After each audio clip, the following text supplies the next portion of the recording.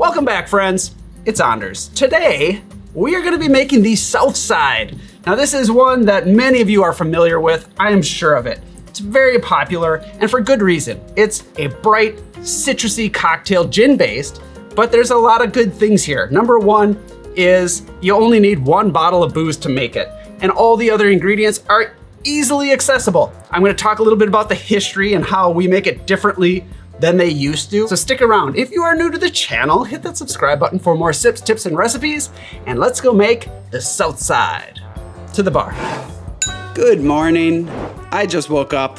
I'm hungry, and luckily I'm sitting here in my kitchen next to a giant box of food, which brings us seamlessly into today's sponsor, Thrive Market. Thrive Market is an online grocery store that delivers high quality, affordable groceries right to your doorstep. What I like about it is they have the highest standards in the industry. They've banned over 1,000 ingredients from their products on their site. So you know you're not eating a bunch of weird stuff. Another thing I like is they are affordable. I've got access to a lot of things here in Chicago, but I know that if I get it on Thrive Market, I am getting the best price. In fact, they even price match.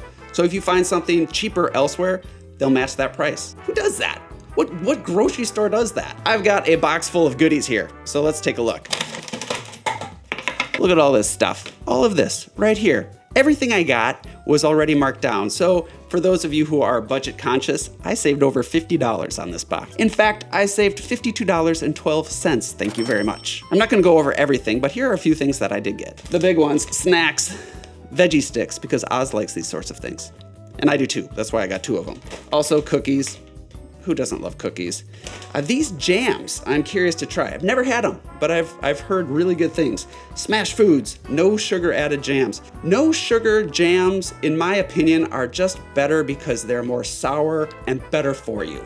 Actually, that's not why I like them, but I like the taste of them better. I got some goodles of noodles. Organic dark maple syrup, good in cocktails, also good in pancakes. Peanut butter. Not much to say about that. In fact, some people are allergic to peanuts, so you can't eat peanut butter, and that's okay, because you can go on there and filter items based on your lifestyle, whether that's ingredients, even allergy-friendly options. Pumpkin, canned pumpkin, because it's good for my dog's poops. Speaking of my dog, I had to get her some chews. Freya likes chews. You can't blame her, so I got her something too. What are your thoughts on Thrive Market?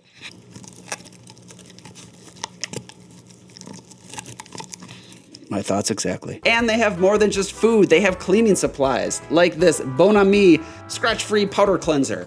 Uses all natural ingredients. I've actually been looking for this for a long time, so I was happy to see they had it. If you want to try Thrive Market for yourself, click on the link down below or head to thrivemarket.com/AndersErickson and you'll get 30% off your first order and a free gift when you sign up today. Thanks, Thrive Market. On to the film. So this drink, the origins, like so many other classic cocktails, are unknown. There are some stories. In fact, when I learned about this cocktail, I heard one story in particular, questioned it even when I heard it, but the story goes that the Southside came out of the south side of Chicago. Of course, I learned this drink in Chicago, so this is the story everybody was telling me. The whole theory is that it was created by Al Capone himself, the man, the legend, the criminal, who was bootlegging bad gin, bootleg gin, and he's trying to make it taste better. So he added citrus and sugar and mint, which is kind of funny. I never knew of the man as being a mixologist, and that's probably the most common story. However, as you will learn, most likely not true. Another story is that it originated out on Long Island. In Long Island? On Long Island? On Long Island. In New York, at the Southside Sportsman Club on Long Island. Allegedly, back in the day, the wealthy people that were there, and let's be honest, they were probably men, were drinking mint juleps. And over time, that drink evolved into the Southside. And then there's a third story that's a little lesser known, that it was created as the house cocktail for 21 Club in New York City, which was a famous speakeasy during the Prohibition. No longer there, it closed down in 2020 due to COVID. A legendary place that claimed to have created the Southside cocktail. That one probably wasn't true either. I would hedge my bet on, if any of these are true, the one on Long Island. Because when you first see print of this cocktail, was in 1917 in Hugo Enselin's Recipes for Mixed Drinks. I have, well, just a cheap little reprint of it right here. But, and I want to point out that year, by the way, 1917, that was before Al Capone was doing his Al Capone stuff, and that was before speakeasies were speakeasies. I'm referring to that club out in New York. It just, the timeline doesn't match up. Anyway, in this book, you see kind of the Southside cocktail listed as the Southside Fizz. And all it says there is made same as gin fizz, adding fresh mint leaves. So you look at the gin fizz and that's lemon and lime juice, both of them, with some powdered sugar, dry gin, and then topped with soda water or sparkling water. Now today we call it the Southside. This is not the only book that you see print of the cocktail. I have another example here in this Savoy cocktail book.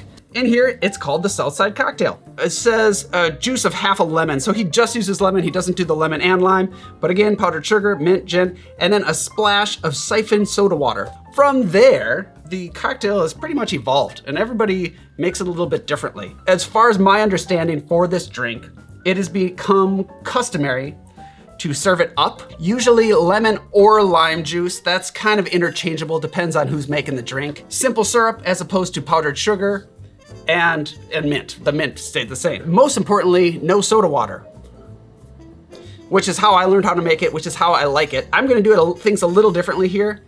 I used to serve it up and then started serving it on a big ice chunk because the people that I was serving it to really liked it. And then I started drinking it that way and it's really nice. So I'm gonna show you how I make it. That's it. All right, now the booze. Oh, I should say, the reason why I started serving it on a big rock is because that's how I like to serve my smashes. And if you look at the build, which I'll show you in just a moment here, it's really close to the smash. It's not that different. So it works really well. That's all I'm saying. To make this recipe, we will need gin, lemon juice, lime juice, oopsies, simple syrup, and fresh mint, as opposed to stale mint. 1 bottle of booze here. Isn't this great? You just have to get the other components, which I've got lemon and lime. You don't need both, but I like both. I'm referring back to Hugo Enselin's recipe where he did lemon and lime because I do like that combo. It's also how I like my pisco sours, for those of you who care. But if you just have lemon or you just have lime, go with that. Gonna be great. Freshly squeezed, right? That's what we do here on this channel, and that's what you should be doing at home.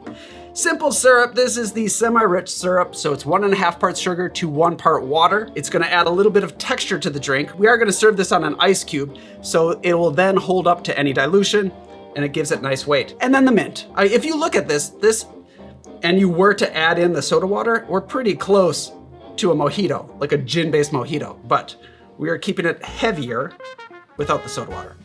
Let's build. Get your glassware chilled if you'd like. You could serve this up. Again, I'm serving this on a big rock like I would a smash, so have your ice frozen.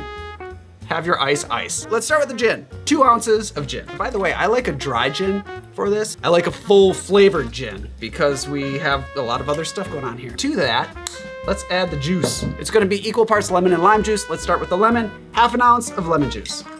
To that, 1/2 ounce of lime juice. The order doesn't matter. And now simple syrup, I'm gonna go 3/4 ounce of the semi-rich syrup. You can set this right at, if you have this jigger and this shaking tin, you can do this little trick and then all the syrup drips off while we grab mint. So we're gonna shake the mint up into the cocktail. This will help break it down. I'm gonna say 6 to 10. It really depends on your mint.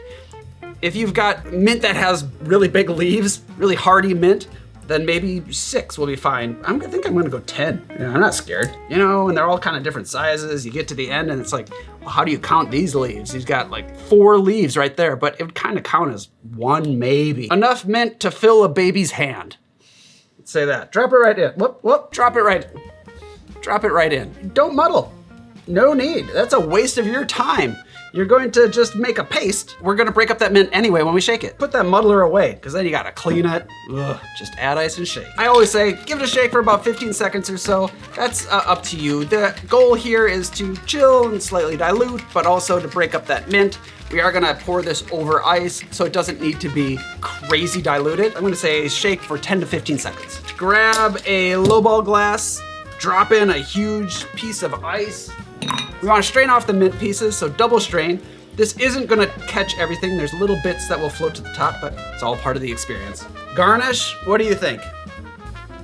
Yep, mint. That's what I was thinking too. You get that mint smell in your nose holes. Nose holes, nostrils. You think that's where the name came from? You think that's why they call them nostrils? Because they're nos holes, nose holes, nostrils? I think I'm onto something. Give it a smack, wake it up. Oh, release those oils, smells so good. And drop it right in next to big ice. That, my friends, is how I make a Southside. Cheers. So long. Just kidding, I know, we gotta drink it now. Ugh. Here's a question for all of you fine folks. How many times in this video have you seen this cute, adorable logo? This is shameless product placement. There, one there, one there. I'm not gonna tell you, you gotta find them. You gotta find them. All right, let's drink. Cheers.